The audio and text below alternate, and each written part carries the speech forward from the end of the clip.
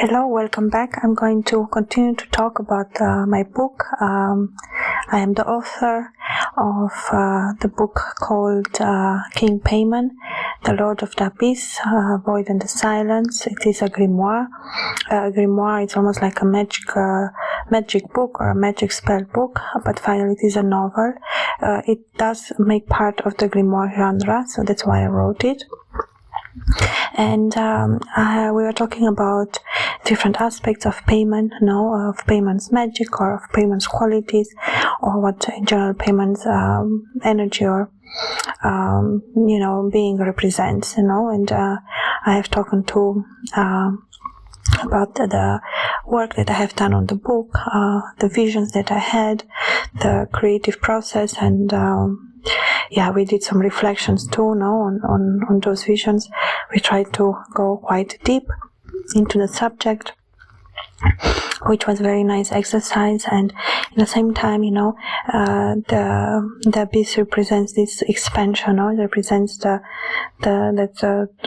openness, So there is a welcoming that comes with it. As you will see in the book, the first verse, it is written as a poem that goes through the book. The first words of Paimon are, "Don't run away from me." There's this will to talk, or will to communicate, or will to go further than one has imagined. So I would like to do in this recording to see in a way what type of messages or what type of emotions or what type of things come through from Paimon, meaning if we were to talk to him or receive information from him, what type of knowledge he will share or he would like to share with us. So there's almost to say the mirror is at the right point. There's the seeking. For example, you want to take a photograph in the desert or anywhere, and then you place your camera, in different angles. Of course, one has to distinguish from which angle I'm going to take my photograph. So there's a searching for that spot, until you reach that main point where you can frame it in the same way. There's the mirror effect of the camera as well, the image. So there is the moment of searching, of seeking, and then there is the moment of deciding. So okay, in this point, and then you take the photo. Of course, you can move then further on and try different avenues. There's this openness that I'm talking about. So the artist does expand his or her work through trying different perspectives, trying different angles, trying different avenues. So it is a way to paint, if one paints, for example, but one can paint in a totally different way. One can paint in a way that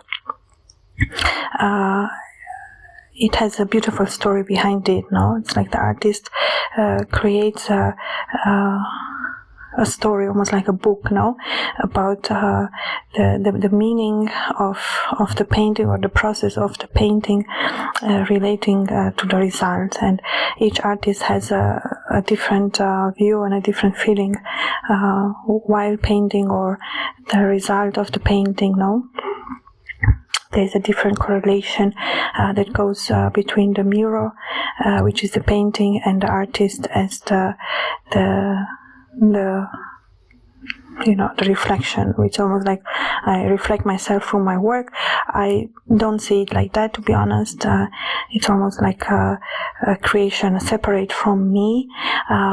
It's almost like, okay, I did it or I painted it, but it is its own. And I like to give it its own. So. And it's, I feel more comfortable in that position as the artist, and there's more freedom to it too. It's like I can move more easily than to my next project or my next book. There is no need to settle too much. As I've said, the decision point is important. There's the beginning, the start, the goal, yes, yeah, I'm going to do it, no? And in general, in creating something, it does take a certain time of time or space, you know. There is a certain need of a certain feeling that one is able to paint. That's why we understand why paintings go for so much money, or why paintings are so valuable, because it does imply a lot of preparation, a lot of work. There is a need, you know, to feed the talent. The talent too needs to be fed, needs to be taken care of, needs to be nurtured, and the artist too needs the same treatment, the same time, no, and the same reflection, and one can then express, no, on the paper something unique. So painting is not only a piece of paper with color on it, no. There is a process that artists go through to get to the point of painting, and to get then through the painting, and you know, to be able to let go and move to the further project or whatever it is, no? That's why some artists do like to combine. Sometimes they are good not only at one element or one thing. They like to mix, you know. They like to try new avenues, no? They would say, well, I do paint, but then I started to do this, or then I start, their interest enlarges, and they're able to create other stuff beside just one thing. And the process of creating music is different than the process of painting. I think music is more alive. It's almost like the music gives life to the musician, no? There's almost like there's a higher element to music than painting, through the way it corresponds and through the way it works. You know, paintings are like images from other worlds or other times, and sounds are like, you know, of course music is sound, music is music or sounds from other times of places. Now one can create music with different spices, ingredients, depending on the instrument, depending on the way you play the instrument, or which is the inspiration behind the song, or and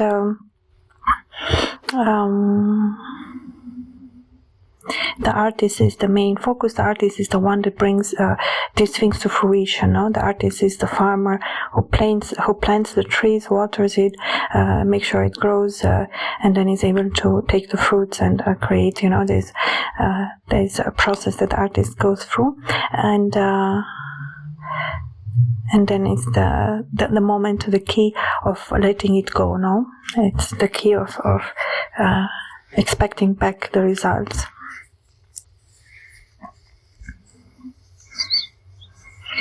And the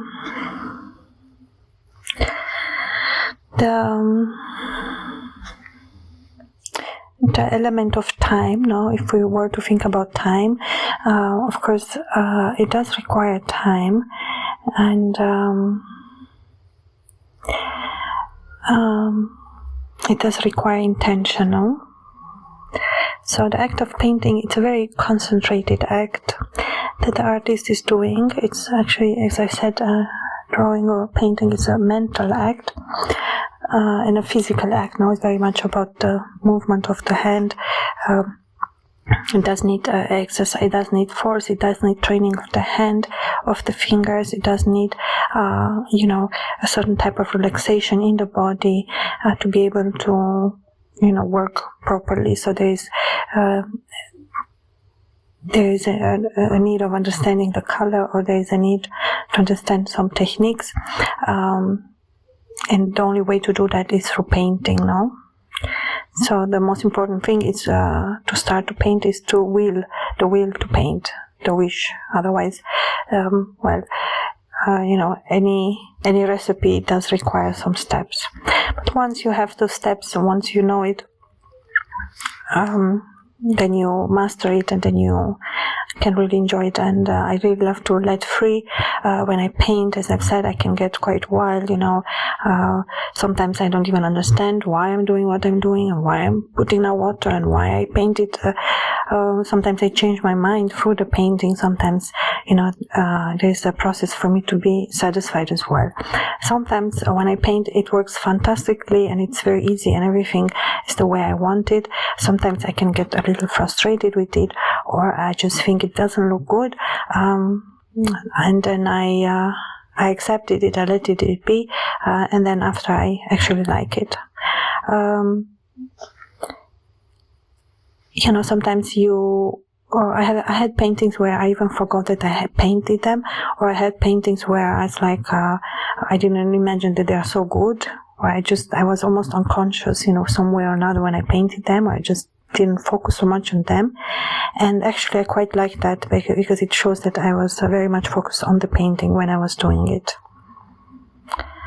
So it's like a little blackout is normal when you paint, because as I've said, you paint, there are hundreds and hundreds of paintings, no? And they always talk to you. Every time I see a painting of mine, there is always like I have a connection with it, the way I painted it, or the colors I chose, and almost like I look at my painting sometimes as would be the painting of somebody else, like I'm observing the brushes, or I'm looking at the colors, like I get fascinated with my own art. It's quite crazy, but it's true. I do that because I really like, I like to observe maybe the details that when I was painting it, I was too fast or too much into the unconscious world of the painting to figure out or to see it exactly. So the end result, the painting, is a surprise for me as well. Almost as it's not me who painted it, which it is, but as I said, it's not so much the focus, no?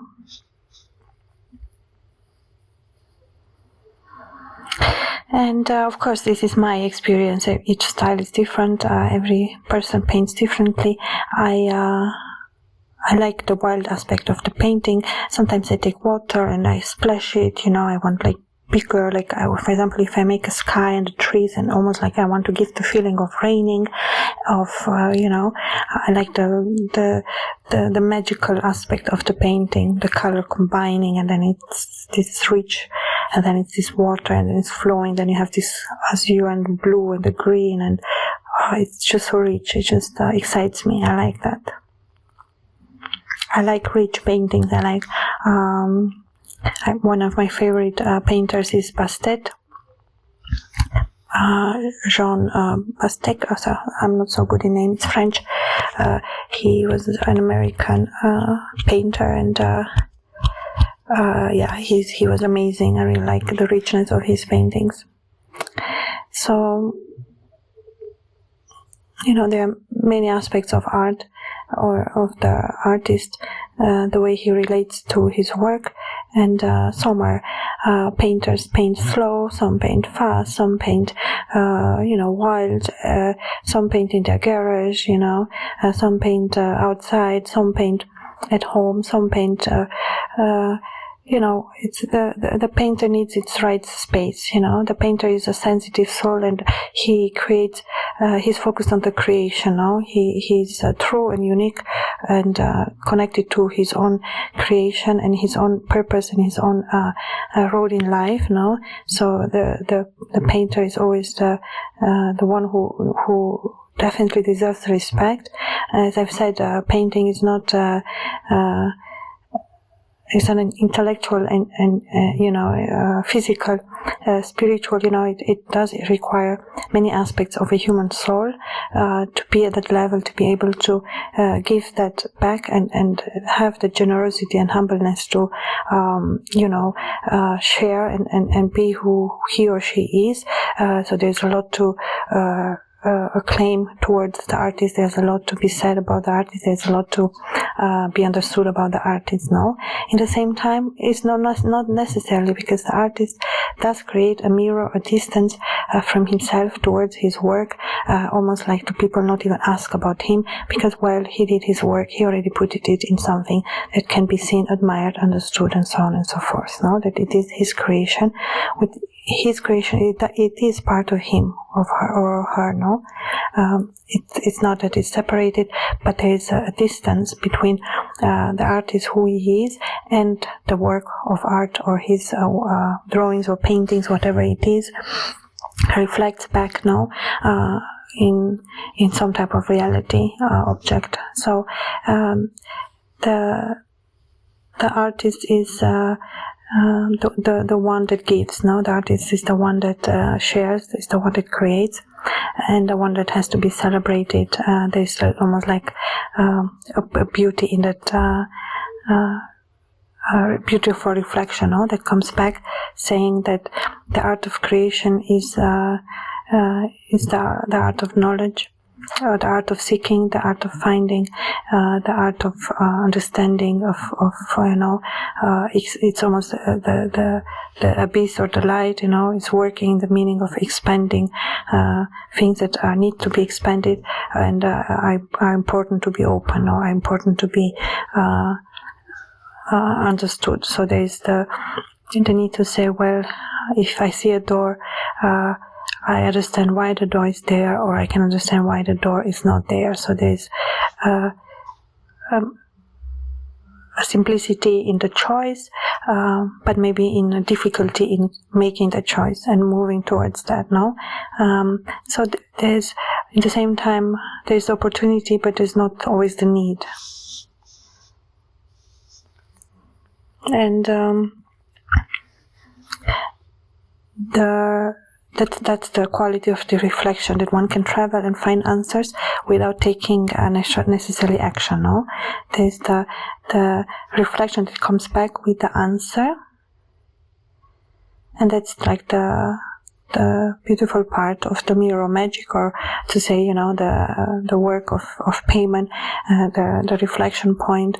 At the same time, this image with a stone. I throw a stone into the water. Now it flies. Now it can hit the water, but at one moment it falls. Now it goes into the water, deeper and deeper. Now that almost represents the abyss, deeper.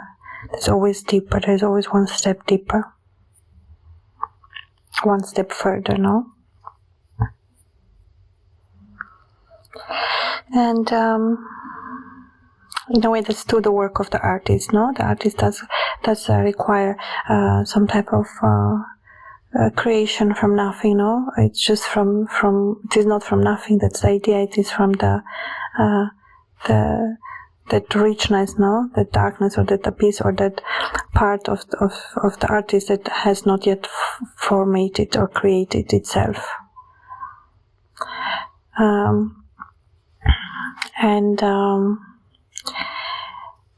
I think I'm going to let it here for now.